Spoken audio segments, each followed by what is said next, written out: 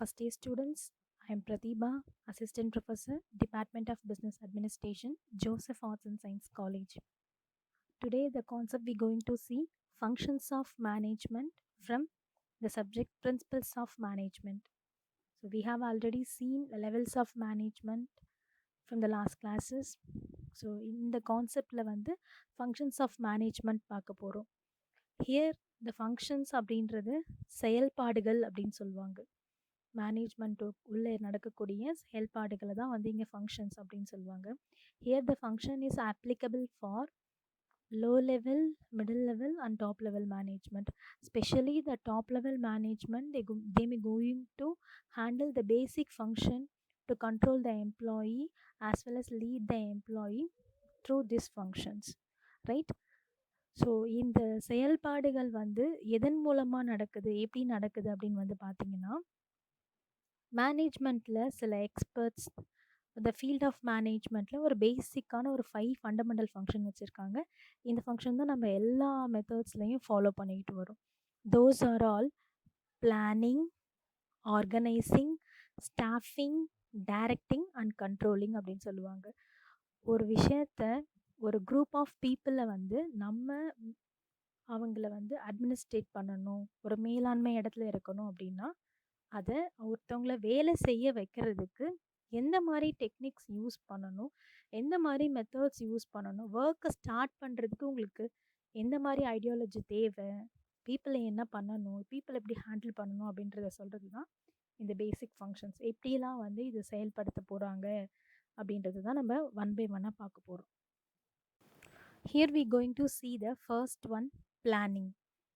இந்த ஒவ்வொரு கான்செப்டையுமே நீங்கள் உள்ள யூனிட்ஸில் இன்னும் ப்ரீஃபாகவே படிப்பீங்க. பட் இது என்னென்ன கான்செப்ட், செயல்பாடுகளில் என்ன பண்ணுறாங்க அப்படின்றத நான் சொல்கிறேன், கவனமாக கேட்டுக்கோங்க. பிளானிங் அப்படின்றது திட்டமிடுதல், சரியா? நீங்கள் பண்ண போகிற வேலை, ஆக்சுவலாக ஜென்ரலாக ஒன்று சொல்லுவாங்க, a work process is failure without planning. ஒரு பிளான் திட்டமிடாமல் நம்ம செய்கிற எந்த ஒரு வேலையும் வந்து நம்ம எதிர்பார்க்குற மாதிரி நடக்காது. அது அவங்க ஜென்ரலாகவே காமனாக என்னன்னு சொல்லுவாங்க, ஃபெயிலியர் அப்படின்னே சொல்லிடுவாங்க. எந்த ஒரு விஷயம் பண்ணாலும் நம்ம அதுக்கான ப்ரீ அரேஞ்ச்மெண்ட், அதாவது ப்ரீ ஒர்க், நம்ம என்ன செய்ய போகிறோம் அப்படின்றத முன்னவே திட்டமிட்டுக்கிறது தான் பிளானிங் சொல்லுவாங்க. This is set to be as basic function of management. மேனேஜ்மெண்ட்டோட ஒரு முதன்மையான ஃபங்க்ஷன் அப்படின்னு சொல்லுவாங்க பிளானிங். நீங்கள் என்ன செய்ய போகிறீங்க, இது என்னெல்லாம் எப்படிலாம் வந்து இது சொல்லுவாங்க அப்படின்னா, செலெக்ஷன் ஆஃப் கோல்ஸ். நீங்கள் எதை நோக்கி ட்ராவல் பண்ண போகிறீங்க, எதை நீங்கள் செய்ய போகிறீங்க, ஒர்க் ரிலேட்டடாக நீங்கள் எப்படி ஸ்டார்ட் பண்ண போகிறீங்க அப்படின்றத செலக்ட் பண்ணுறதுக்கான ஒரு இண்டிவிஜுவல் கோலே என்ன எதில் தான் இருக்கும் அப்படின்னா பிளானிங்கில் தான் இருக்கும். Specially establishment of strategies for the achievement of goals. So இங்கே என்ன ஸ்ட்ராட்டஜிஸ் அப்படின்றத நீங்கள் எஸ்டாப்ளிஷ் பண்ணணும், தெரியப்படுத்தணும். Here, strategies said to be as organizational rules and norms. For example, இப்போது மணி வந்து ஏர்ன் பண்ணணும் அப்படின்னு சொன்னால், ஏர்ன் பண்ணுறதுக்கு நிறைய வழிகள் இருக்குது இல்லையா? ஒரு பணம் சம்பாதிக்கணும் அப்படின்னா நிறைய வழிகள் இருக்குது. பட் வாட் வி சூஸ், நம்ம எதை சூஸ் பண்ணுவோம்? கரெக்டான வேலை, லாயல் வேலை தான் நம்ம என்ன பண்ணுவோம், மணி ஏர்ன் பண்ணுவோம். நேர்மையான முறையில் பண்ணணும், அதுதான் நீதி, அதுதான் சரி இல்லையா? ஸோ நம்ம ஆர்கனைசேஷனில் வேலை செய்கிறோம், ப்ரொடக்டிவிட்டி இம்ப்ரூவ் பண்ணுறோம். ஆர்கனைசேஷனோட ஸ்ட்ராட்டஜி, அதாவது வந்து ஸ்ட்ராட்டஜிஸ்ன்னு சொல்கிறது ஆர்கனைசேஷனோட ரூல்ஸ். ஒவ்வொரு ஆர்கனைசேஷனும் ஒரு ரூல்ஸ் என்ன பண்ணுவாங்க, ஃபாலோ பண்ணுவாங்க. ஸோ ஒவ்வொரு ஆர்கனைசேஷனுடைய ரூல்ஸ்க்கு ஏற்ற மாதிரி கோலை செட் பண்ணணும். இப்போது இந்த மாதிரி மெத்தடை நம்ம ஆர்கனைசேஷனில் ஃபாலோவே பண்ணலை அப்படின்னும் போது, அந்த வே நோக்கி நம்ம ட்ராவல் பண்ணி ஒர்க் பண்ணுறதுன்றது it's not a possible and it's not a good one இல்லையா? ஸோ ஸ்ட்ராட்டஜி அப்படின்றது என்ன, அவங்களுடைய மெத்தட்ஸ் என்ன, அவங்களோட ரூல்ஸ் என்ன அப்படின்றத பேஸ் பண்ணி அது ரிலேட்டடாக பிளான் பண்ணணும். That is set to be as establishment of strategies for achievement of goals. அதுதான் வந்து ஒரு கோல் அச்சீவ் பண்ணுறதுக்கான மேஜர் ரீசனாக இருக்கும்.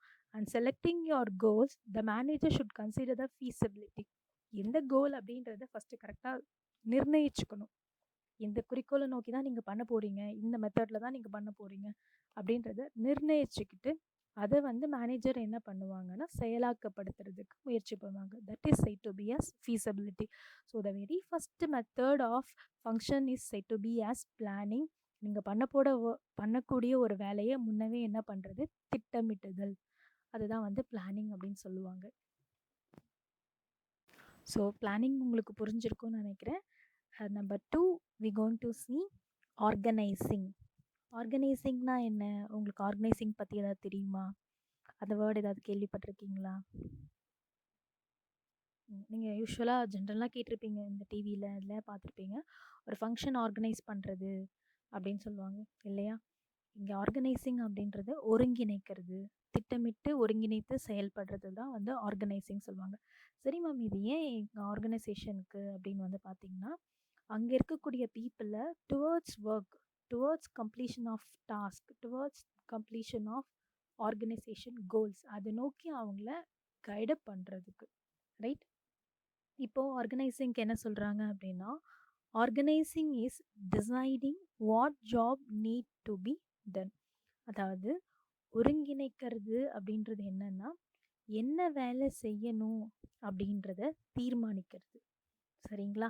இப்போ இவங்க தான் என்ன பண்ணுவாங்க, ஆர்கனைஸ் ஆர்கனைஸ் பண்றதுனா என்ன அப்படின்னா, இப்போ நம்ம பிளான் பண்ணிட்டோம். என்ன வொர்க்க என்ன பண்ண போறோம் அப்படின்றத பிளான் பண்ணிட்டோம். இப்போ என்ன பண்ண போறோம் அப்படின்னா, அந்த வொர்க்க ஆர்கனைஸ் அப்படின்றது என்ன வேலை செய்யணும் அப்படின்றத தீர்மானிக்கிறது. ரைட்? இத வந்து அவங்க ஹென்றி ஃபாயிலுடைய மெத்தட் படி என்ன சொல்றாங்கன்னா, "to organise a business is to provide with everything useful for its functioning." அதாவது எல்லாத்தையுமே வந்து பயன்பாட்டுக்காக சில ஃபங்ஷனிங்கை வந்து ஸ்பெசிஃபை பண்ணி சொல்லியிருக்காங்க. என்னென்னன்னா, raw materials, tools, capital and personnel. உங்ககிட்ட இருக்கக்கூடிய இங்கே ரா மெட்டீரியல் அப்படின்றது மூலப்பொருட்கள். ஃபஸ்ட் இதை தெரிஞ்சுக்கோங்க. ரா மெட்டீரியல் அப்படின்றது மூலப்பொருட்கள். இது என்ன மேம் புதுசாக இருக்குது அந்த வேர்ட் அப்படின்னா, ஃபார் எக்ஸாம்பிள், நீங்கள் ஒரு பிஸ்கெட் ஃபேக்ட்ரி எடுத்துக்கிட்டிங்க அப்படின்னா, உங்களுக்கு மேனுஃபேக்சர் ஆகி ரெடி ஆகி வர ஒரு டியூரபிள் கூட், அந்த கூட் தான் வந்து பிஸ்கெட். பிஸ்கெட் ஃபேக்ட்ரிக்கு எது ரா மெட்டீரியல் அப்படின்னா, எது மூலப்பொருளாக இருக்குன்னா, டெஃபினட்டாக அது சாக்லேட் பிஸ்கெட்டாக இருந்ததுன்னா, சாக்லேட் உங்களுக்கு அந்த கோகோ கேக்ஸ் இருக்கு இல்லையா, அதுதான் ரா மெட்டீரியல். ஒருவேளை நார்மல் பிஸ்கெட்ஸாக இருந்ததுன்னா, கோதுமை இருக்கு இல்லையா, வீட்டு, சுகர், மில்க் இதெல்லாம் ரா மெட்டீரியல். இதெல்லாம் போட்டு தான் பிஸ்கெட் ரெடி பண்ண முடியும். ஃபார் எக்ஸாம்பிள் சுகர் ஃபேக்ட்ரியாக இருந்தது அப்படின்னா, சுகர் கேன் கரும்பு தான் என்னவா இருக்கும், ரா மெட்டீரியலாக இருக்கும். இப்போ ரா மெட்டீரியல்னால் என்னென்னு உங்களுக்கு புரியுறதா?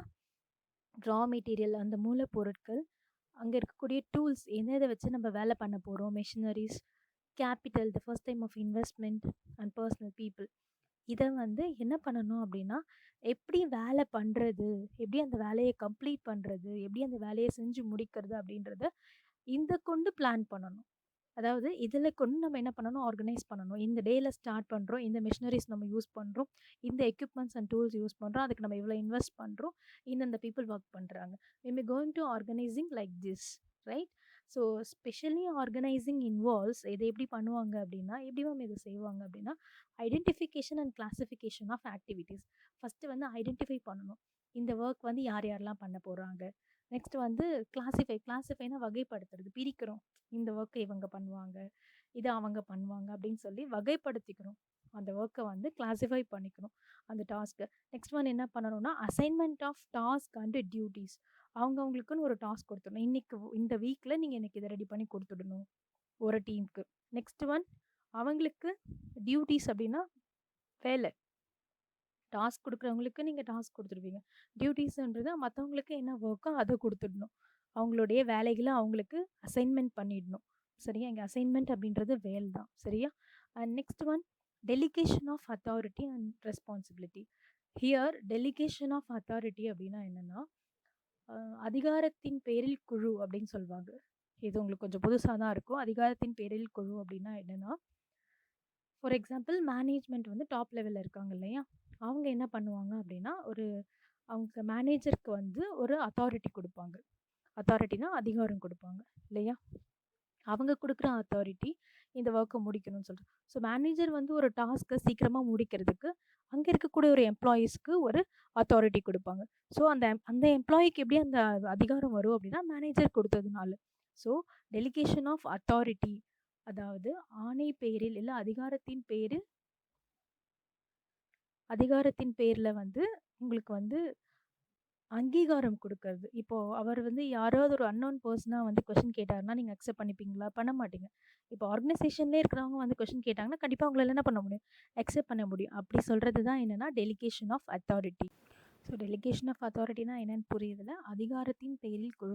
இப்போ வெளியிலேருந்து வந்து யாரோ ஒருத்தவங்களும் வந்து உங்கள இந்த வேலை செய்யுங்க அப்படின்னா, ஃபர்ஸ்ட்டு நம்ம என்ன சொல்லுவோம்? இவங்க ஏன் நம்மள இத செய்ய சொல்றாங்க? அப்படின்னு கேட்போம். உங்கள ஒருத்தவங்க வந்து கொஸ்டின் பண்றாங்க அப்படின்னா, அவங்களுக்கு ஆர்டர் யாராவது குடுத்துருப்பாங்க. ஸோ அப்படி இருக்கக்கூடிய டீமா கிரியேட் பண்ணணும். அத வந்து அத்தாரிட்டி வந்து டெலிகேட் பண்றது. இன்னொருத்தவங்களுக்கு இன்னொரு ஒரு குழுக்கு வந்து அத்தாரிட்டி குடுக்கறது. தென் அது இல்லாம ரெஸ்பான்சிபிலிட்டீஸ் குடுக்கறது. சில டீமுக்கு வந்து என்ன பண்ண முடியும்னா, வொர்க்க தான் அசைன் பண்ண முடியும். அவங்களுக்குன்னு சில பொறுப்பு குடுப்பாங்க. இந்த வொர்க்க நீங்க பார்த்துக்கணும். இந்த வொர்க்க நீங்க பார்த்துக்கணும். அவுட்டர் வொர்க்க நீங்க பார்த்துக்கணும் அப்படின்னு சொல்லி அவங்களுக்கு பொறுப்புகள குடுக்கறது தான் responsibility. So delegation of authority and responsibility அப்படின்றது ஆர்கனைஸ் பண்றது. அதாவது ஒருங்கிணைக்கும்போது எம்ப்ளாயீஸோ இல்ல வேலை வாங்குறதுக்கோ இப்போ ஃபார் எக்ஸாம்பிள் மேனேஜர் வந்து நம்மள கொஸ்டின் கேட்டா தான் மேனேஜர் நம்ம என்ன செய்ய முடியாது. ஒரு ஆர்கனைசேஷன்ல, ஒரு வொர்க் பிளேஸ்ல, ஒரு கம்பெனில, ஒரு ஆஃபீஸ்ல மேனேஜர் வந்து கொஸ்டின் கேட்கும்போது, அந்த அங்க இருக்கக்கூடிய ஸ்டாஃப் வந்து ஏன் மேனேஜர் கொஸ்டின் கேட்குறாரு? என்ன பண்ண முடியாது, கேட்க முடியாது. பிகாஸ் மேனேஜருக்கு அந்த அத்தாரிட்டி யார் குடுத்துருக்காங்க? டாப் மேனேஜ்மெண்ட் குடுத்துருப்பாங்க. கண்டிப்பா ஹையர் லெவல் போர்டு அவங்க தான் என்ன பண்ணியிருப்பாங்க, அந்த அத்தாரிட்டி குடுத்துருப்பாங்க. ஸோ, இப்படி வந்து யாருக்கு எந்த அத்தாரிட்டி குடுக்குறாங்க? ஸோ, இத தான் வந்து ஆர்கனைஸ் பண்ணும்போது என்ன பண்ணுவாங்க அப்படின்னா, அந்த வொர்க் கம்ப்ளீஷனுக்கு அத்தாரிட்டிய டெலிகேட் பண்ணுவாங்க. ஒரு குழு ஒண்ணு அமைச்சு, அவங்களுக்கு அந்த அத்தாரிட்டி குடுப்பாங்க. இது நீங்க பண்ணணும், இது நீங்க முடிச்சு குடுத்துடணும் அப்படின்னு சொல்லி, அவங்களுக்கு வந்து அந்த வொர்க்க ரெஸ்பான்சிபிலிட்டியோட குடுக்கறது தான் வந்து டெலிகேஷன் ஆஃப் அத்தாரிட்டி. இதுதான் வந்து ஆர்கனைசிங் அப்படின்னு சொல்றாங்க. ஆர்கனைசிங்னா என்னன்னு பார்த்தோம். டிசைடிங் என்ன ஜாப் செய்யணும் அப்படின்றத நம்ம தீர்மானிச்சுக்கணும். ஃபாயில்ஸோட எக்ஸ்பெரிமெண்ட் படி பார்த்தோம்னா, raw materials, tools, capital, personnel எல்லாத்தையுமே நமக்கு என்ன பண்ண தெரிஞ்சிருக்கணும் அப்படின்னா, ஆர்கனைஸ் பண்ண தெரிஞ்சிருக்கணும். எஃபெக்டிவ் ஃபங்ஷனா நமக்கு என்ன பண்ண தெரிஞ்சிருக்கணும், யூஸ்ஃபுல்லா ஆர்கனைஸ் பண்ண தெரிஞ்சிருக்கணும். And it majorly involves identify பண்ணணும், கிளாசிஃபை பண்ணணும், வகைப்படுத்தணும். டாஸ்க் என்ன அப்படின்றத அசைன் பண்ணணும். அது இல்லாம அவங்களோட டியூட்டீஸ் என்ன அப்படின்றத சொல்லிடணும். இந்த டாஸ்க்க நீங்க கம்ப்ளீட் பண்ணணும். இந்த டியூட்டிய நீங்க முடிச்சிடணும் அப்படின்றதையும் ஷேர் பண்ணிடணும். With proper authority. எதுவுமே இல்லாம ஒரு ஒர்க் என்ன பண்ண முடியாது, குடுக்க முடியாது. நம்ம போய் நெக்ஸ்ட் என்ன பண்ணணும், நீங்க முடிச்சீங்களான்னு கேட்கறதுக்கு நம்ம யார அசைன் பண்றோமோ, யார அலைன் பண்றோமோ, யார்கிட்ட அந்த டாஸ்க்கோட அத்தாரிட்டிய குடுக்குறோமோ, அந்த அத்தாரிட்டி குடுத்து அந்த ஒர்க் அவங்கள பண்ண சொல்லணும். That is delegation of authority and given the work performance. Work பெர்ஃபார்மன்ஸ்க்கு அவங்க கிட்ட சில ரெஸ்பான்சிபிலிட்டீஸ் குடுத்துடணும். இந்த ஒர்க்க கம்ப்ளீட் பண்ணி எனக்கு குடுங்க அப்படின்னு. அதுதான் ரெஸ்பான்சிபிலிட்டி. ஹியர் ரெஸ்பான்சிபிலிட்டி அப்படின்னு சொல்றது பொறுப்பு. வேலை சம்மந்தப்பட்ட பொறுப்புகள அவங்க கிட்ட குடுக்கறது. Right? Is that clear for everyone? So next நம்ம பார்க்க போறது ஸ்டாஃபிங். ஸ்டாஃபிங்ன்றது என்ன அப்படின்னா, வேலைக்கு பணியாளர்களை நியமித்தல். இல்ல பணிக்கு வேலையாட்களை நியமித்தல். இதுல உங்களுக்கு எப்படி புரியுதோ அந்த மாதிரி எடுத்துக்கலாம். பணிக்கு பணி வேலை என்ன ஒரு ஆர்கனைசேஷன்ல ஏதாவது ஒரு கன்சர்ன்ல வேலைக்கு ஆள கரெக்டான இடத்துல தேர்வு செய்யறது தான் வந்து ஸ்டாஃபிங் அப்படின்னு சொல்லுவாங்க.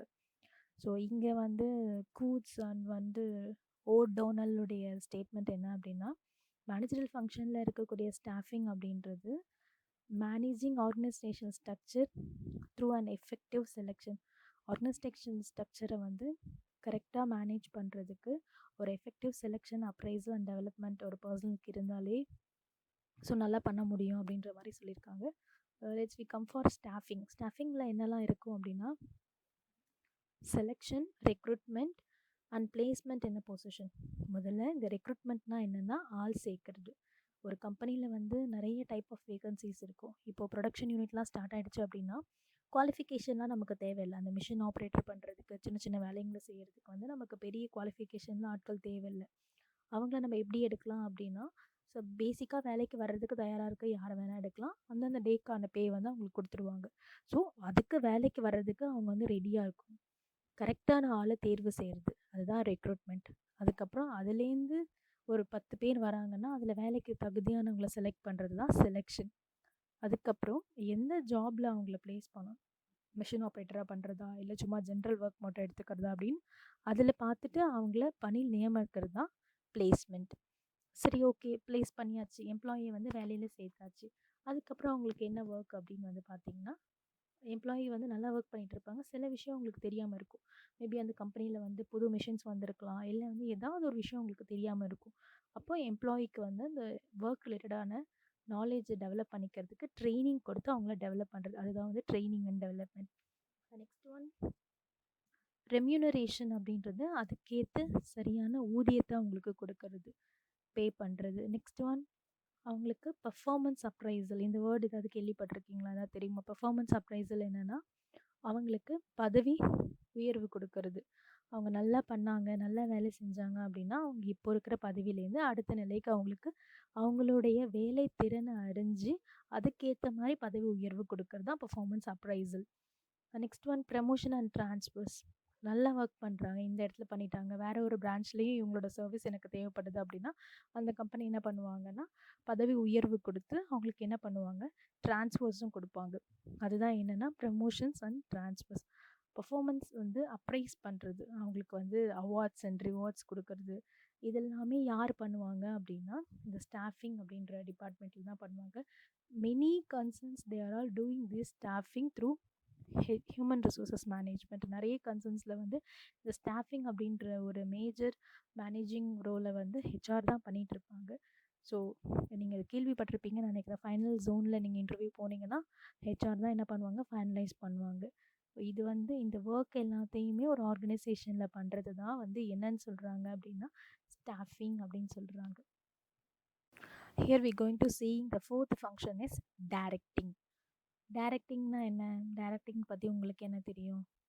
இந்த வேர்டு ஏதாவது கேள்விப்பட்டிருக்கீங்களா? டைரக்டிங் அப்படின்ற word. Okay, directing is otherwise known as, in this concept directing is otherwise known as leading அப்படின்னு சொல்லுவாங்க. யூஸ்வலாக டைரக்டிங் அப்படின்னு சொல்கிற வேர்டு வந்து இயக்குதல் அப்படின்னு சொல்லுவாங்க. சரியா, ஒரு விஷயத்தை வந்து இயக்கிறது அப்படின்னு சொல்லுவாங்க. Here directing or leading in the term used for especially in the management function. Though the directing function, manager influences, guides, supervises and motivates subordinates. இங்கே டைரக்டிங் அப்படின்றவங்க என்ன பண்ணுவாங்கன்னா அந்த ஃபங்க்ஷன் ஆஃப் மேனேஜர் வந்து என்ன பண்ணுவாங்க அப்படின்னா இன்ஃப்ளூயன்ஸ் பண்ணுவாங்க, கைட் பண்ணுவாங்க, சூப்பர்வைஸ் பண்ணுவாங்க, மோட்டிவேட் பண்ணுவாங்க. ஒருத்தவங்க வேலையை வந்து கரெக்டாக செய்கிறாங்களா அப்படின்னு சொல்லி அவங்கள கைட் பண்ணுறது, அவங்கள வந்து கொண்டு போகிறது, நடத்தி கொண்டு போதல். லீடிங் அப்படின்னு சொல்கிற வேர்டுக்கு என்ன மீனிங் அப்படின்னா வழிநடத்தி கொண்டு போதல். ஆக்சுவலாக வந்து மேனேஜர் அப்படின்னா நம்ம எல்லாருக்குமே காமனாக என்ன தோணுன்னா பாஸ்ன்னு தோணும். ஆக்சுவலாக பாஸுக்கும் லீடருக்கும் என்ன டிஃப்ரென்ஸ் அப்படின்னா பாஸ் வந்து ஒரு ஹையர் அத்தாரிட்டியிலேருந்து ஒர்க் வாங்குறது. லீடர் அப்படின்றவர் ஹி லீட்ஸ் த டீமையோ அங்கே இருக்கக்கூடிய எம்ப்ளாயியோ சரியான வழியில் கொண்டு போகிறது. சூப்பர்வைஸ் பண்ணுவாங்க, அவங்களோட ஒர்க் எப்படி இருக்குது, அவங்க குவாலிட்டி ஆஃப் ஒர்க் எப்படி இருக்குது அப்படின்றத கண்காணிக்கிறது supervisors. And motivates subordinates. Subordinates பற்றி முன்னாடியே சொல்லியிருக்கேன்னு நினைக்கிறேன். சபார்டினேட்ஸ்னால் யார்? ஓகே, சுப்பீரியர் அப்படின்றவங்க ஹையர், அண்ட் சபார்டினேட் அப்படின்றவங்க அவங்களுக்கு கீழே ஒர்க் பண்ணுறவங்க. ஸோ ஒரு மேனேஜரோ இல்லை சூப்பர்வைசரோ அவங்களுக்கு கீழே ஒர்க் பண்ணக்கூடிய ஒர்க்கர்ஸோ லேபர்ஸோ எம்ப்ளாயீஸோ இல்லை சூப்பர்வைசர்ஸ் மேனேஜருக்கு ரிப்போர்ட் பண்ணுறவங்களா இருந்தாலும் அவங்கள வந்து என்ன பண்ணணும்னா மோட்டிவேட் பண்ணணும். ஸோ ஒர்க் பண்ணுங்கள், இதை பண்ணுங்கள் அப்படின்னு சொல்லி அவங்கள மிரட்டுறது, அதிகாரம் பண்ணுறது மட்டும் கிடையாது, அவங்கள நல்லா மோட்டிவேட் பண்ணணும். ஸ்பெஷலி ஃபார் அச்சீவ்மெண்ட், அவங்கள வந்து ஒரு நல்ல நிலைக்கு கொண்டு போகிறது, அவங்கள வந்து ஒரு விஷயத்தை வந்து அடைய செய்கிறது, நல்ல நோக்கத்தை அடைய செய்கிறதுக்காக ஆர்கனைசேஷனில் அவங்க அச்சீவ் பண்ணுறதுக்கு அவங்கள ஒர்க் ரிலேட்டடாக லீட் பண்ணி நடத்தி வழிநடத்தி கொண்டு போகிறது.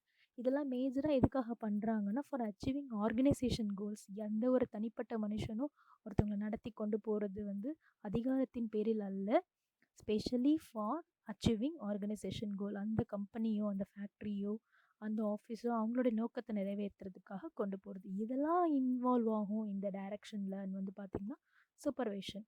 சூப்பர்வைஷன்னா கண்காணிக்கிறது, சூப்பர்வைசர்னு சொல்லியிருப்பாங்க, நிறைய டெசிக்னேஷன் கேள்விப்பட்டிருப்பீங்க.